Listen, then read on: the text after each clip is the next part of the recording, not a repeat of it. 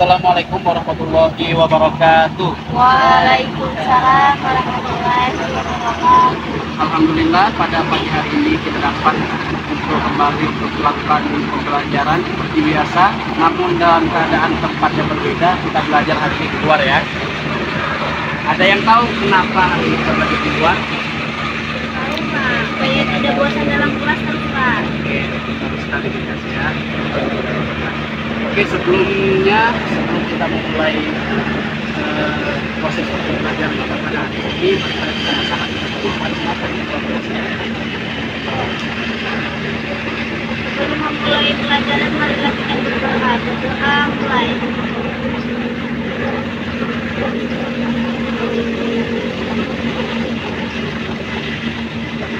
Doa selesai.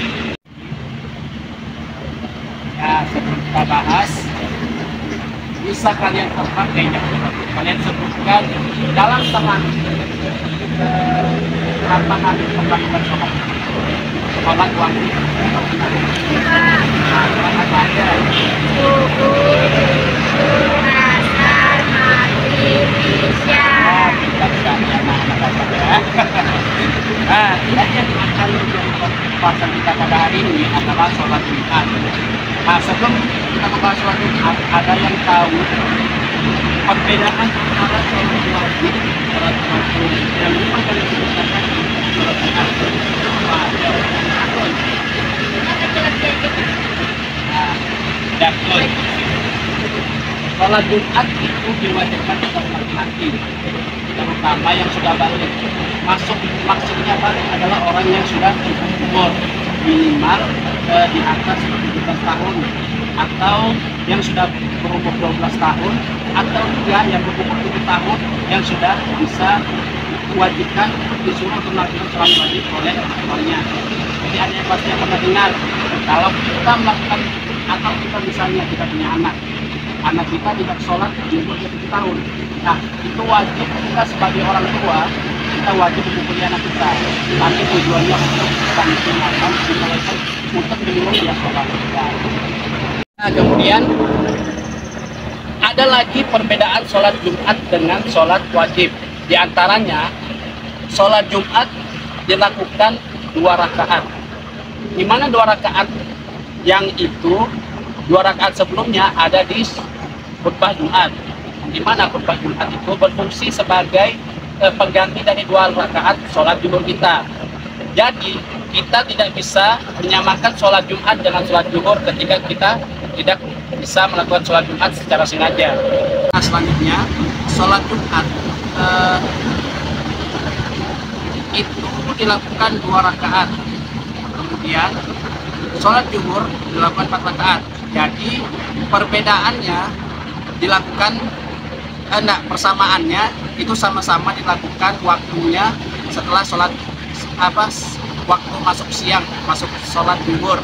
Jadi ketika memasuki waktu sholat Jumat itu tidak perlu membeda-bedakan waktunya dengan sholat zuhur. Waktunya sama aja, tidak ada bedanya. Cuma yang membedakan, kalau kita sholat zuhur itu dengan 4 rakaat, sedangkan sholat Jumat itu dengan 2 rakaat. Tapi ada beberapa hal yang membuat kita wajib hadir ketika khutbah Jumat, terutama bagi laki-laki ya, wajib menghadirkan hadir dalam khutbah Jumat, karena khutbah Jumat itu pengganti 2 rakaat dalam sholat zuhur kita, karena sholat zuhur itu kan 4 wajibnya, sedangkan sholat Jumat juga wajib, tapi 2 rakaat yang 2 rakaatnya diganti dengan khutbah Jumat. Nah, selanjutnya pertanyaannya, ada yang tahu apa itu khutbah Jumat? Apa kalian tahu? Definisinya secara singkat aja nggak apa-apa. Ya, bisa jadi. Apalagi? Ya, sebenarnya ceramah aja sih. Sebenarnya khutbah Jumat itu tidak ada bedanya dengan ceramah. Cuma perbedaannya 11-12 saja lah. Cuma perbedaannya kalau ceramah itu lebih ke tidak menggunakan teks. Jadi orang yang berceramah itu kebanyakan sudah bukan dihafal, tapi lebih sudah tahu atau sudah paham apa yang dia sampaikan. Tapi perbedaannya, kalau khutbah Jumat itu terkadang kita perlu menggunakan teks. Jadi di atas mimbar dalam sholat Jumat itu di dalam masjid ada mimbar. Jadi kita menyampaikan materi itu, menyampaikan ceramah itu, berkhutbah itu ya di atas mimbar itu selama waktunya juga yang berbeda. Kalau biasanya jika sholat Jumat itu khutbah paling lama itu 13 menit atau 14 menit, sedangkan kalau ceramah kita pasti sering dengar yang namanya kultum kuliah 7 menit kan. Nah itu sebenarnya sama dengan ceramah. Ceramah itu bisa 2 menit, bisa 3 menit, tergantung penyampaian yang kita mau aja. Kita mau sampai berapa menit itu terserah kita. Terkadang ceramah yang kita sampaikan itu biasanya tergantung visi dan visi atau tujuan kita menyampaikan penyampaian yang harus disampaikan itu. Nah, kemudian kita kembali ke sholat Jumat. Sholat Jumat biasanya selalu dilakukan di masjid. Jadi sholat Jumat itu tempat melakukannya juga tidak sembarangan. Maksudnya tidak dilanggar, tidak di musola, tidak di luar, di kotor atau misalnya diganti, tidak juga dilanggar atau di musola. Jadi kewajiban melakukan sholat Jumat itu dilakukan di dalam masjid. Di masjid tempat yang mendapatkan lisensi atau mendapatkan izin untuk melakukan sholat Jumat. Nah, salah satu penentu bagaimana yang menjadi kewajiban atau menjadi penentu kebolehan melakukan sholat Jumat. Jadi kebolehan melakukan sholat Jumat itu salah satunya jumlah jamaah yang harus hadir itu ada berapa orang, itu wajib. Jadi tidak bisa kita melakukan sholat Jumat itu cuma kayak kita melakukan sholat wajib kayak biasanya, misalnya sholat zuhur paling 1 saf atau 2 saf aja, itu kan paling bisa dihitung paling 10 atau 15 orang. Nah kalau sholat Jumat itu ada penentuannya. Jadi kalau sholat Jumat itu harus minimal itu 40 orang. Jadi kalau misalnya melakukan sholat Jumat di dalam masjid, masukkan 40 orang itu pasti sangat muat sekali ya, bahkan bisa lebih, bisa 50 orang, 60 orang, tapi diwajibkan atau diminimalkan itu sebanyak 40 orang. Oke, selanjutnya bagi orang yang telah melaksanakan sholat Jumat itu tidak diwajibkan melaksanakan sholat zuhur. Jadi maksudnya orang yang sudah melakukan sholat Jumat itu tidak perlu melakukan lagi sholat zuhur, karena sholat zuhur itu sudah digantikan dengan sholat Jumat. Jadi apabila kita dalam perjalanan jauh, misalnya musafir atau apa, itu kalau misalnya dia memang sepanjang perjalanannya dia tidak pernah menemukan masjid sama sekali atau tempat orang melakukan sholat Jumat, maka dia diperbolehkan untuk melakukan sholat zuhur. Nah, kemudian kita masuk ke hukum atau dasar hukum sholat Jumat. Ada beberapa hadis yang disebutkan. Salah satunya hadis Nabi SAW yang diriwayatkan oleh hadis riwayat Ibnu Majah, yang artinya hari Jumat adalah tujuannya semua hari, dan bagi Allah merupakan hari paling agung. Di mata Allah hari Jumat lebih agung dari hari Idul Fitri dan Idul Adha. Kemudian dalam firman Allah Subhanahu wa taala juga disebutkan bahwa Yaumal Jumat sayyidul ayyam. Ya salah malam. Ya ayyuhalladzina amanu idza nudiyatis sholati min yaumil jum'ah fas'au ila dzikrillahi wa dzarul bait. Jadi artinya, hai orang-orang yang beriman, apabila disuruh untuk menunaikan sholat Jumat, maka bersegeralah kamu mengingat Allah dan tinggalkanlah jual beli. Jadi maksud dari ayat ini, ketika masuk waktu sholat Jumat itu diwajibkan kepada seluruh umat Islam, terutama yang laki-laki, untuk meninggalkan segala perkara seperti jual beli atau misalnya yang sedang berdagang di pasar atau sedang berdagang di luar itu harus wajib untuk melakukan sholat Jumat. Jadi memang hari Jumat itu adalah hari yang turunkannya rahmat, turunkannya itu rezekinya, tapi dilakukanlah setelah sholat Jumat. Maka ada beberapa hadis atau dalil yang mengatakan bahwasanya ketika kita sudah melakukan sholat Jumat, maka bertebaranlah kita di luar di muka bumi mencari rahmat Allah dan mencari berjemput rezeki Allah. Jadi sebagai umat Islam kita wajib melaksanakan sholat Jumat, terutama yang laki-laki, agar kita tidak ketinggalan rahmat Allah Subhanahu wa taala. Kemudian syarat sah dan syarat wajib sholat Jumat. Nah, Jadi dalam sholat Jumat ini juga tidak sembarangan ya. Kita memiliki beberapa ketentuan, terutama syarat sahnya dan syarat wajibnya. Ada dua pendapat yang mengatakan, yang pendapat pertama berdasarkan kitab Safinatun Najah, dan yang pendapat kedua berdasarkan kitab Matat Takrib. Kitab Safinatun Najah berpendapat bahwa syarat sah dan wajib sholat Jumat yang pertama dilaksanakan pada waktu sholat zuhur. Nah, seperti yang saya bahas sebelumnya, bahwasanya sholat Jumat itu tidak ada ketentuan maksudnya tidak ada waktu yang dilakukan sholat Jumat itu di luar dari sholat lain, seperti sholat asar atau sholat maghrib itu tidak bisa. Jadi sholat Jumat itu dilakukan ketika sholat zuhur, pas waktunya dilakukan pas waktunya masuk zuhur. Kemudian dilaksanakan di pemukiman. Nah, dilaksanakan di pemukiman ini maksudnya, jadi kembali ke kita mundur sedikit, bahwasanya sholat Jumat itu kan sudah ditentukan beberapa orang jamaah yang diatur, yang ditentukan. Jadi batas orang berjamaah yang ditentukan itu adalah 40 orang. Jadi kenapa dilakukan di pemukiman? Bahwasanya sholat Jumat juga bisa dilakukan di lapangan, di pemukiman yang luas, supaya jamaah juga bisa masuk.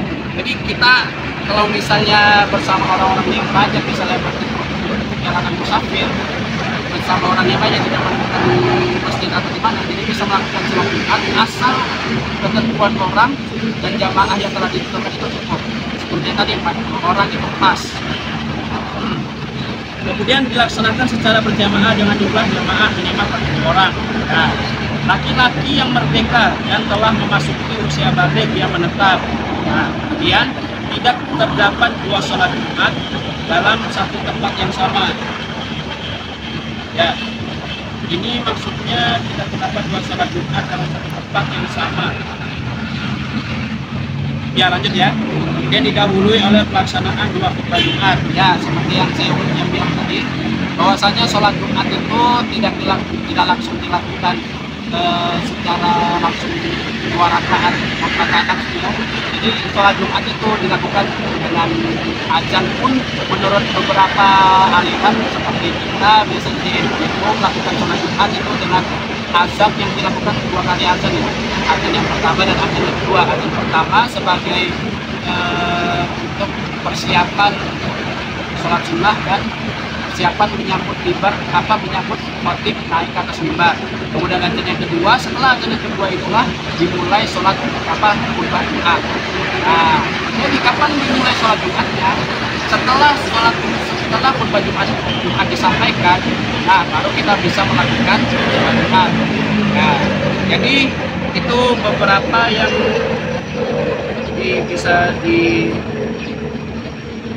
menjadi kewajiban syarat sah dan wajib sholat Jumat.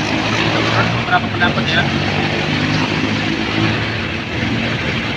Nah, kemudian yang terakhir kita harus tahu syarat wajib sholat Jumat. Ada 7 syarat. Sholat Jumat itu wajib Islam, jadi nggak boleh ya orang kafir, orang non muslim, orang apapun itu tidak boleh melakukan sholat Jumat, kecuali memang dia Nasrani atau Yahudi, dia seorang ahli kitab boleh melakukan sholat Jumat.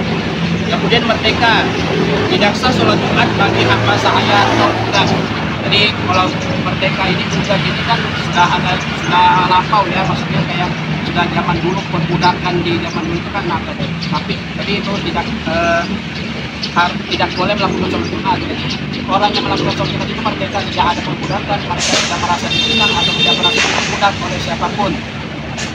Nah, kemudian memasuki usia balik, ya seperti yang disampaikan tadi, bahwasanya ketika kita melakukan sholat Jumat, ketika memasuki usia balik baru boleh bisa melakukan sholat Jumat. Di anak-anak tidak wajib melakukan sholat Jumat, tapi alangkah sebaiknya sebagai orang tua kita nanti wajib mengajarkan sholat Jumat kepada anak kita nanti.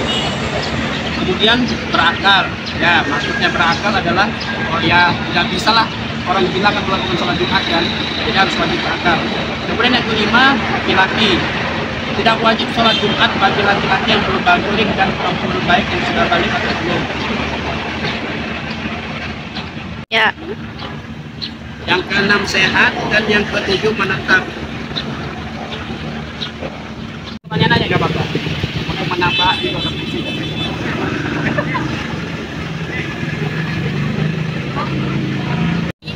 perempuan itu boleh nggak sih ikut? Saya juga sebenarnya belum pernah melihat perempuan sholat Jumat ya, tapi dulu di Masjid Istiqlal itu kalau tidak salah ada perempuan yang ikut melakukan sholat Jumat juga. Tapi sebenarnya itu nggak wajib. Jadi sebenarnya wanita itu, perempuan itu diwajibkannya sholat zuhur, tidak wajib untuk sholat Jumat. Kecuali memang di suatu tempat itu memang diwajibkan atau disunahkan buat atau diperbolehkan lagi perempuan juga ikut sholat Jumat, maka ya tidak apa-apa gitu.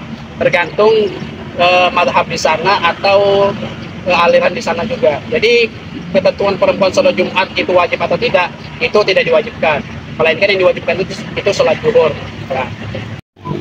Jadi Pak, kalau misalkan kan saya pernah dengar kalau kita naik haji atau itu wanita tuh ikut sholat Jumat.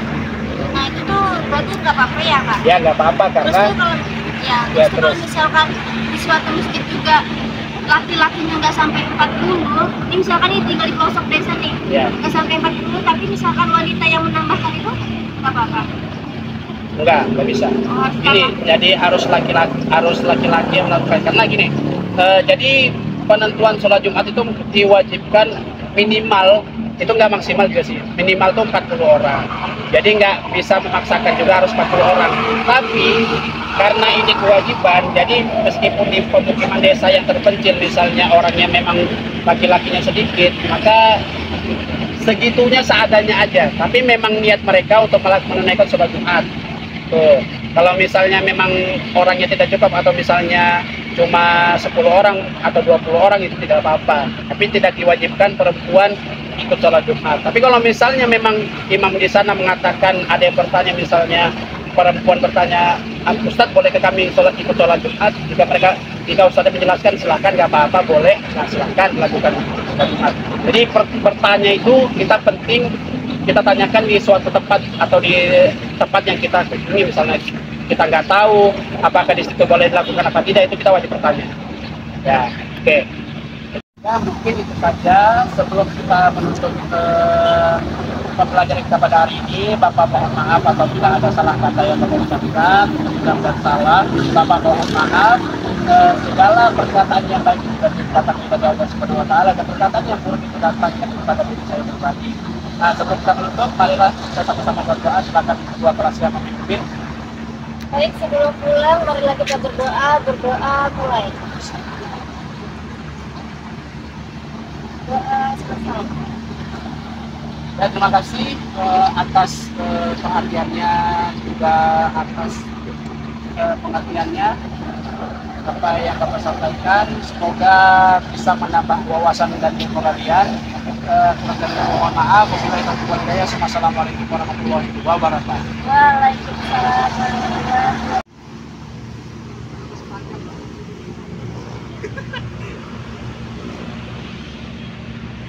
Gila, langsung